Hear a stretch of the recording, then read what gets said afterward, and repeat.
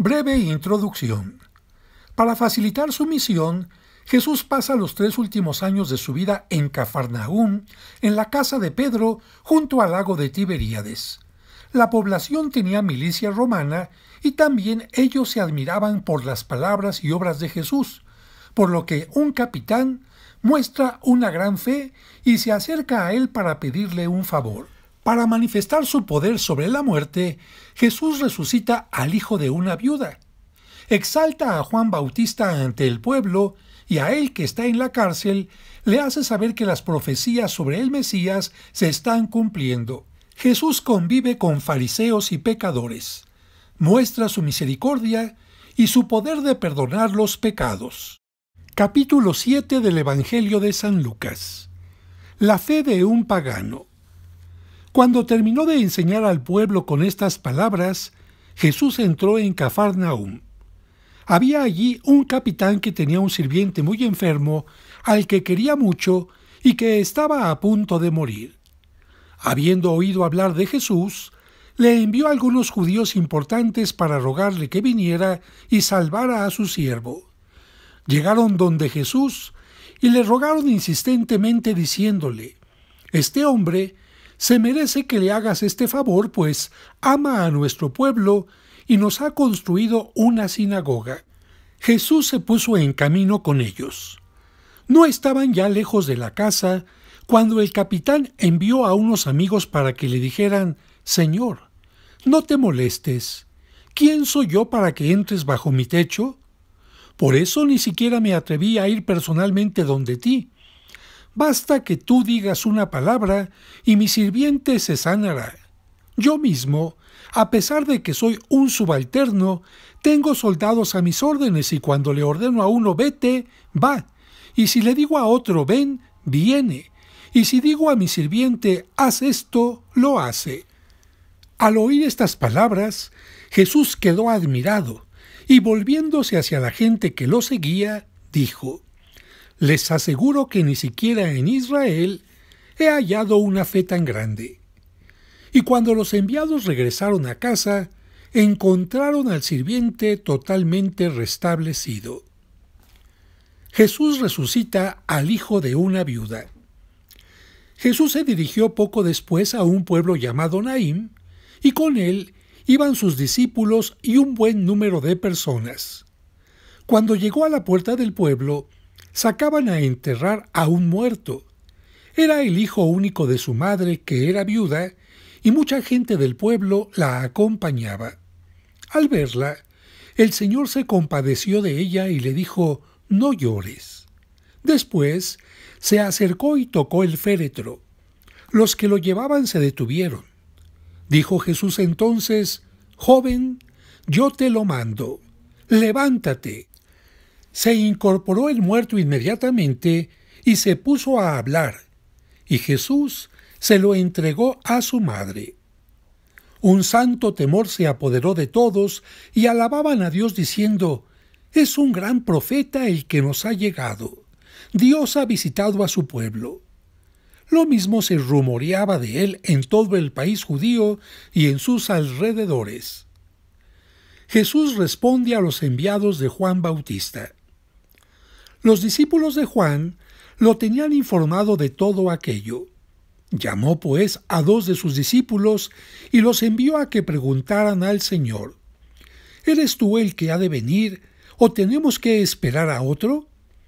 Los hombres, al llegar donde Jesús, dijeron: «Juan Bautista nos envía a preguntarte: ¿eres tú el que ha de venir, o tenemos que esperar a otro?». En ese momento, Jesús curó a varias personas afligidas de enfermedades, de achaques y de espíritus malignos, y devolvió la vista a algunos ciegos. Contestó, pues, a los mensajeros: «Vuelvan y cuéntenle a Juan lo que han visto y oído. Los ciegos ven, los cojos andan, los leprosos quedan limpios, los sordos oyen, los muertos se despiertan, y una buena nueva llega a los pobres.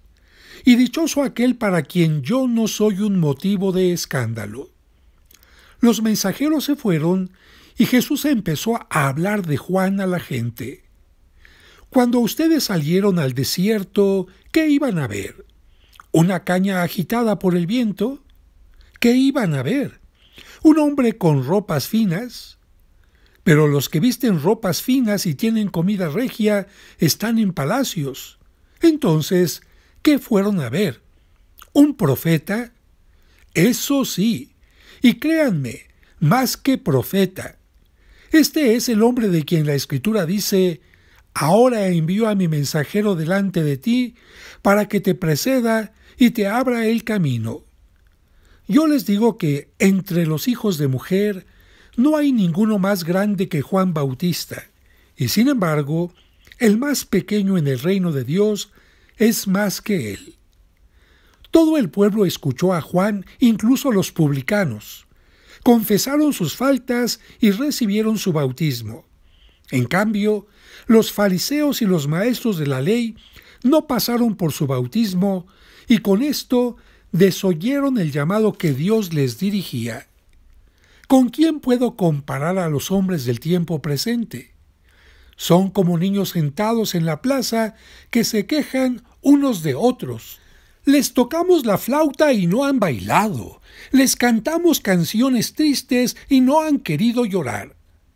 Porque vino Juan el Bautista, que no comía pan ni bebía vino, y dijeron: está endemoniado. Luego vino el Hijo del Hombre, que come y bebe, y dicen: es un comilón y un borracho, amigo de cobradores de impuestos y de pecadores. Sin embargo, los hijos de la sabiduría las reconocen en su manera de actuar. El fariseo y la mujer pecadora. Un fariseo invitó a Jesús a comer. Entró en casa del fariseo y se reclinó en el sofá para comer. En aquel pueblo había una mujer conocida como una pecadora. Al enterarse de que Jesús estaba comiendo en casa del fariseo, tomó un frasco de perfume, se colocó detrás de él, a sus pies, y se puso a llorar. Sus lágrimas empezaron a regar los pies de Jesús y ella trató de secarlos con su cabello. Luego le besaba los pies y derramaba sobre ellos el perfume. Al ver esto, el fariseo que lo había invitado se dijo interiormente: si este hombre fuera profeta, sabría que la mujer que lo está tocando es una pecadora. Conocería a la mujer y lo que vale.